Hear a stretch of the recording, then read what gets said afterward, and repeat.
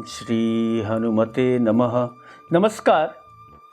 श्री सेनापति वनकटी हनुमान दरबार की कृपा से आज हम लोग मानस के मुख्य दिव्य चरित्रों की वंदना करेंगे, लेकिन उसके पूर्व गोस्वामी जी द्वारा रचित विनय पत्रिका से एक पद के कुछ अंशों का गायन करेंगे जो हमारे मन की स्थिति को बताते हैं। बाबा जी विनय पत्रिका में कहते हैं, और ये देखिए बहुत ही अर्थपूर्ण भजन है, ध्यान से सुनिए समझिए। हे हरि कवन जतन ब्रह्म भागई, हे हरि कवन जतन ब्रह्म भागई, देखत सुनत विचारत यह मन, देखत सुनत विचारत यह मन, निज स्वभाव नहीं त्यागे, हे हरि कवन जतन ब्रह्म भागई। हमारा मन जो है सब कुछ जानता है, क्या सही है क्या गलत है सब कुछ जानता है। और आश्चर्य तो यही है कि सब कुछ जानकर भी अपने दोषों को, अपना मलिन स्वभाव को छोड़ नहीं पाता है। देखत सुनत विचारत यह मन, निज स्वभाव नहीं त्यागे। और मजे की बात यह है कि यह मन ज्ञान के तीनों धरातल को आजमाता है।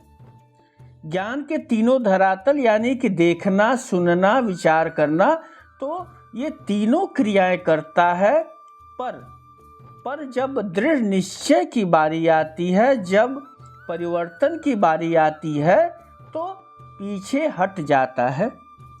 भक्ति ज्ञान वैराग्य सकल साधन, यही लागी उपाई, को भल कहऊ देव कछु, असी वासना न उरते जाई, हे हरि कवन जतन ब्रह्म भागई, हे हरि कवन जतन ब्रह्म भागई। बाबा जी भ्रम की स्थिति में हैं, और अगर गोस्वामी तुलसीदास जी जब भ्रम की बातें करते हैं तो समझिए कि हमारे लिए करते हैं, वे तो संत हैं। तो आज हम लोग जो आज की स्थिति है इस पर ही बाबा जी का यह विचार है कि अध्यात्म मार्ग के साधन यानी भक्ति ज्ञान वैराग्य, ये तीन साधन हुए। इन तीनों साधन पर हम साधना कर रहे हैं, हम अपनी साधनाओं में लीन हैं, पर अक्सर ये प्रश्न उठता है कि कोई लाभ नहीं दिख रहा है, क्यों? कुछ तो गड़बड़ है। गड़बड़ ये है कि ईश्वर प्राप्ति का लक्ष्य न रहकर हम लोग की सारी साधनाएं जो हैं दो बातों पर टिक जाती हैं कि को भल कहऊ देव कछु, मुझे कोई भला कह दे और मुझे कुछ मिल जाए। दुनिया कह दे कि मैं अच्छा हूँ और कुछ मिलता भी रहे। तो पद और पदार्थ का मोह जो है वह कोई छोड़ना नहीं चाहता, और यही भ्रम सबको परेशान करके रखा हुआ है। वरना देखिए साधना व्रत पूजा तो हम सभी कर रहे हैं।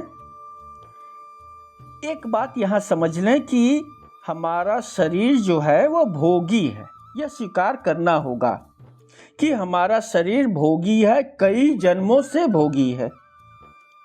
इसीलिए वासनाओं के दलदल से बहुत सहजता से निकल नहीं पाता है, फिर वह वहीं जाकर गिर जाता है। तो सभी को पता है, हम सभी को पता है कि सही क्या है गलत क्या है, लेकिन हमारे पास वह शक्ति नहीं है। वह हमारी जो साधना है वो हमें इतना शक्ति प्रदान नहीं कर रही है कि हमारे अंदर परिवर्तन हो जाए। तो इसका कुछ मार्ग निकालना होगा। हमें संतों की बातों पर ध्यान देना होगा, उनकी शरण में जाना होगा। आपको याद होगा नवधा भक्ति में प्रथम जो 2 उपाय हैं वह दरअसल इन्हीं समस्याओं का निवारण करते हैं। प्रथम भगति संतन कर संगा, प्रथम भगति संतन कर संगा। पहली भक्ति है संतों का संगत्व।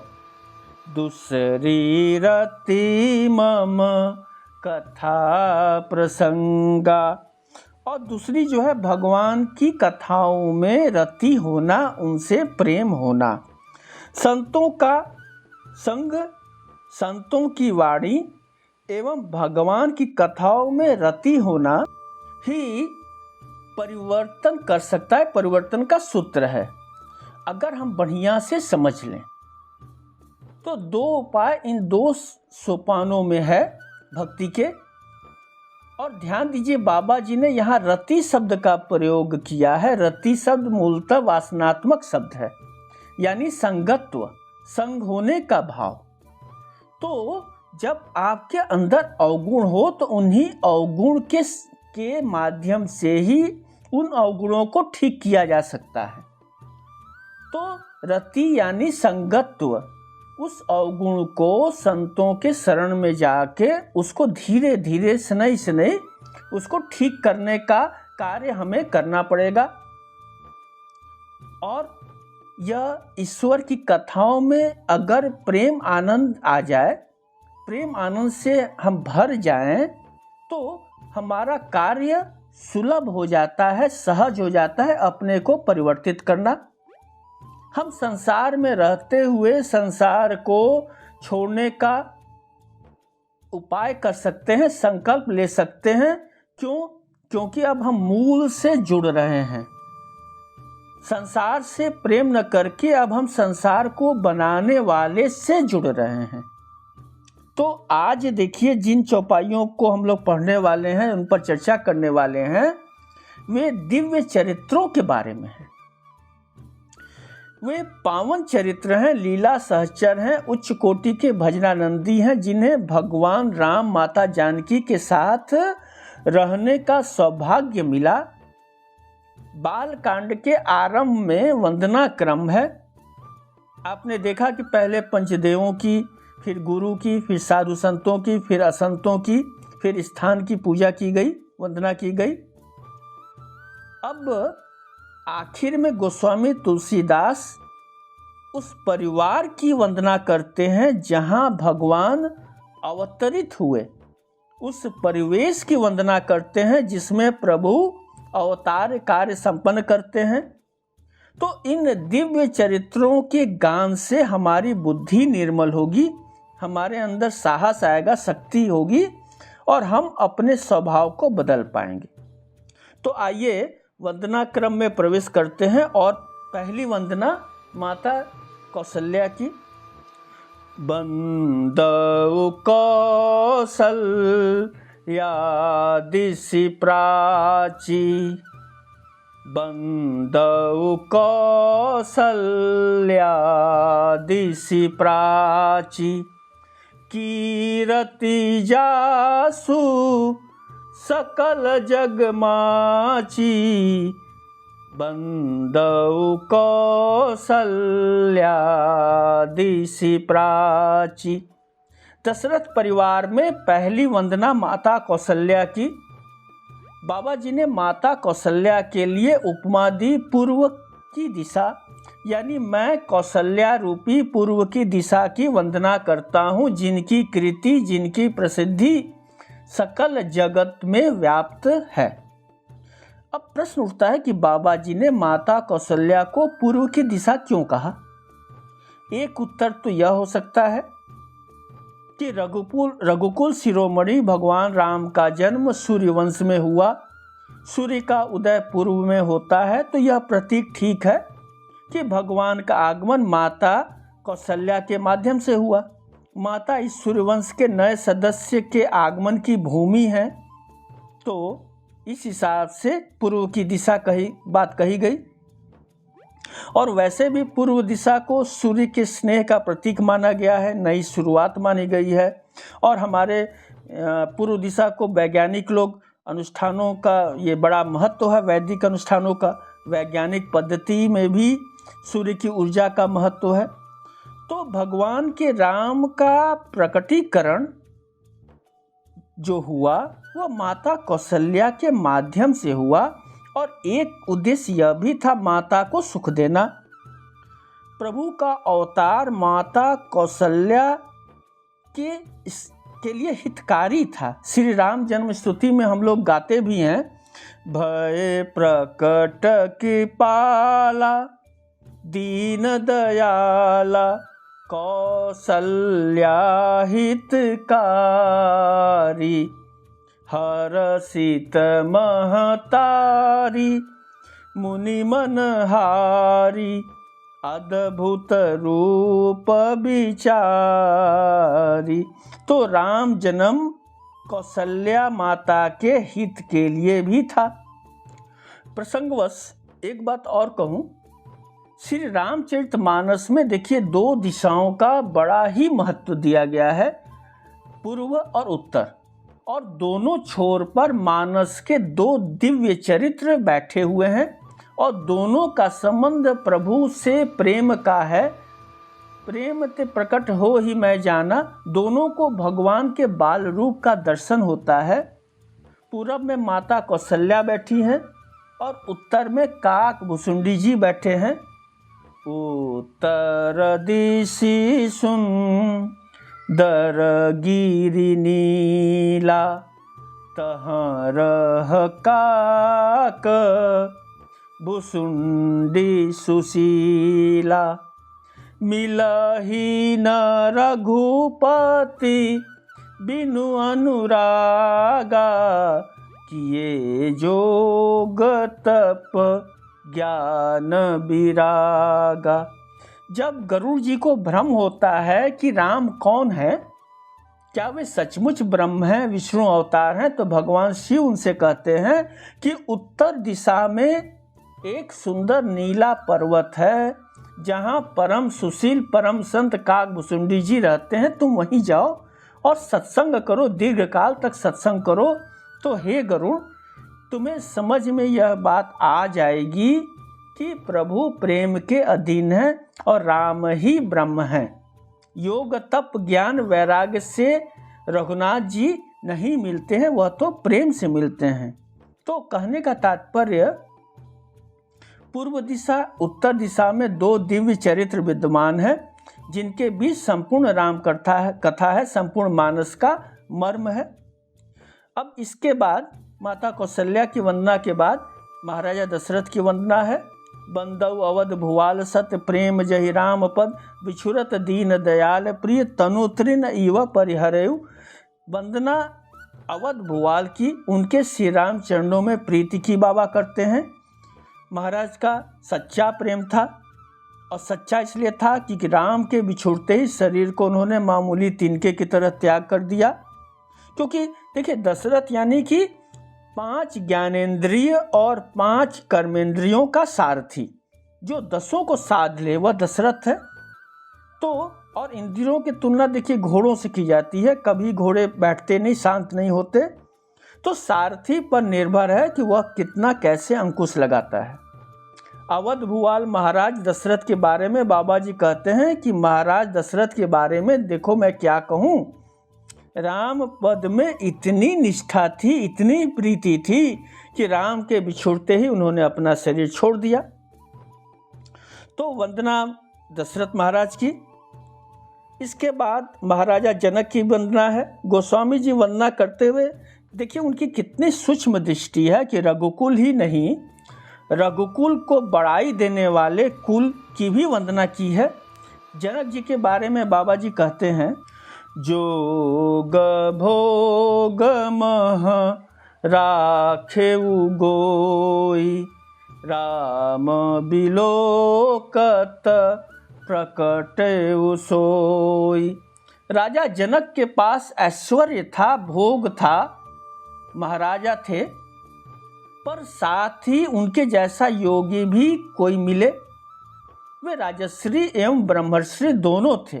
तो बाबा जी कहते हैं कि महाराज ने राम पद की आसक्ति अपने योग भोग में छिपा कर रखी हुई थी और साक्षात श्री राम प्रभु का दर्शन होते ही वह प्रीति प्रकट हो गई। यहाँ संकेतों में गूढ़ रहस्य को बताया गया है। विस्तार के लिए देखिए, आपको धनुष यज्ञ प्रसंग की ओर चलना पड़ेगा।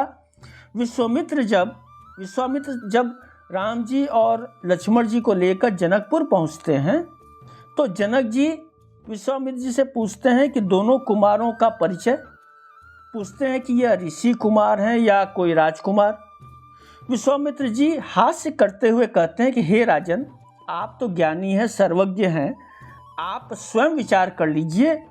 तो राजन कहते हैं, अपने मन की बात कहते हैं कि देखो, ये न ऋषि कुमार हैं न राजकुमार हैं। क्यों? सहज विराग रूप मनु मोरा, थकित हो तजिमी चंद चकोरा, इनहि बिलोकत अति अनुरागा, बरबस ब्रह्म सुख ही मन त्यागा। हे महर्षि, राम मुझे सहज ही आकर्षित कर रहे हैं, ब्रह्म सुख का अनुभव कराते हैं। मैं तो निराकार निर्गुण ब्रह्म का उपासक, भला मेरा मन कोई ऋषि कुमार या राजकुमार कैसे आकर्षित कर सकता है? पर सच तो यही है कि यह मेरा मन खींचा जा रहा है। यह किसी जीव में इतनी शक्ति नहीं है कि जो मेरे मन को आकर्षित कर ले। तो ये निश्चय ही ब्रह्म है, परमात्मा है। तो बाबा जी जनक जी का वंदन करते हैं, फिर भरत जी की वंदना करते हैं। मानस के में देखिए, दो चरित्र ऐसे हैं जिनकी बड़ाई करने में प्रभु राम भी अपने को असमर्थ पाते हैं। भरत चरित्र और हनुमान चरित्र का गुणगान में देखिए, बाबा के शब्द कम पड़ जाते हैं। बाबा जब असमर्थ होते हैं तो वह सिर्फ उनकी असमर्थता नहीं है, उनकी असमर्थता इसलिए है क्योंकि उनके प्रभु राम भी असमर्थ हैं। प्रणवु प्रथम भरत के चरना, जासु नेम व्रत जाई न बरना, राम चरण पंकज मन जासु, लुबुध मधुपैव तजई न पासु। भरत जी संत चरित्र हैं। उनके जीवन का 3 आधार है, व्रत, नेम और रामचरण पद में आसक्ति। और यह आधार संतत्व प्राप्ति का भी है। संत पूजा पाठ कर्मकांड में बहुत रुचि नहीं रखता क्योंकि उसको आवश्यकता ही नहीं है। वह वेश धारण कर भी सकता है, नहीं भी कर सकता है, क्योंकि वह सबसे परे है। और देखिए, यही साधु संत में भेद भी है। संत त्रिगुणातीत होता है और भरत जी मानस की दृष्टि में संत हैं। आगे गोस्वामी जी श्री लक्ष्मण जी की वंदना करते हैं। कहते हैं, रघुपति कीरत विमल पताका, दंड समान भयउ जस जाका। प्रभु की कीर्ति रूपी पताका में लक्ष्मण जी दंड के समान हैं। उस पताका को थामे हुए हैं। दंड यानी साधारण बोलचाल में डंडा। तो बिना देखिए डंडा के कोई झंडा लहरा नहीं सकता। एक बात समझिए, संतों ने आचार्यों की 3 श्रेणियां बनाई। एक हम जैसे जीवों के लिए जीवाचार्य, तो लक्ष्मण जी जीवाचार्य हैं। शंकराचार्य शिवाचार्य हैं। तो आचार्य 3 हुए, जीवाचार्य, शिवाचार्य, परमाचार्य। तो शिवाचार्य शंकराचार्य को, क्योंकि शिव को समझने के लिए शंकर की शरण में जाना पड़ेगा, और राम कृष्ण परमाचार्य हैं। तो लक्ष्मण जी हमारी आवश्यकता है, इस जीव की आवश्यकता है। तो इनकी वंदना, फिर शत्रुघ्न जी की वंदना, उनकी वंदना करते हुए उन्हें सूर सुशील भरत अनुगामी कहा। शत्रुघ्न जी भारत के अनुगामी हैं। जब आप संत की शरण में होते हैं तो फिर आपका जीवन शांत मंगलमय ही होता है। शत्रुघ्न जी को कुछ नहीं करना पड़ा, शत्रुघ्न जी का कोई शत्रु नहीं। क्यों? क्योंकि संत शरण में हैं, वो भरत जी के अनुगामी हैं। फिर हनुमान जी की वंदना, साक्षात शिव ही रुद्रावतार होकर बैठे हैं और उनके यश का वर्णन जीव कैसे कर सकता है। तो बाबा जी ने लिख दिया, राम जासु जस आप बखाना, यानी हनुमान जी का यश तो भगवान राम गाते हैं, या यह कहें कि उनके ही वश की बात है। हम लोग जैसे लोगों के लिए यह संभव ही नहीं है कि हनुमान जी का हम लोग गुणगान कर पाएँ। फिर बाबा जी महाराज सुग्रीव की, जामवन की, विभीषण जी की, अंगद जी की, वानर समाज की, उन पशु पक्षी देवता मनुष्यों की वंदना करते हैं जो श्री राम के चरणों के उपासक हैं। फिर सुख, सनकादिक, नारद मुनि आदि भक्तों के चरणों में सिर नवाते हैं। देखिए, गोस्वामी जी की भक्ति दास्य भाव की है। चरण की धूलि से आचरण सुधारने की क्रिया करते हैं, अतः चरण पद पर उनकी विशेष प्रीति है। और बाबा जी ने इस चीज़ को कई बार कई जगह लिखा। श्री गुरु चरण सरोज रज निज मन मुकुर सुधार, बरनौ रघुबर बिमल जसो जोदायक फलचार। और अंत में बाबा जी अपने इस वंदना क्रम को विराम देते हैं। माता जानकी और प्रभु श्री राम के चरणों में सिर शीश झुकाकर, गिरा अरथ जल बीच सम, कहियत भिन्न न भिन्न, बंदौ सीता राम पद जिनहि परम प्रिय खिन। तो वंदना क्रम की समाप्ति पर एक तरह से बाबा जी उद्घोष करते हैं, संसार को संदेश देते हैं कि यह मेरा अनुभव है कि मेरे प्रभु दीन दुखियों के प्रिय हैं, उनके बारे में प्रभु सदैव सोचते हैं। अतः सीताराम सीताराम पद पर ध्यान दो, सीताराम सीताराम की शरण में जाओ और सीताराम सीताराम कहते चलो। और आगे की कथा में हम लोग देखेंगे नाम महिमा का बखान कैसे बाबा जी करते हैं। तो इन्हीं बातों के साथ आज बस इतना ही। नमस्कार।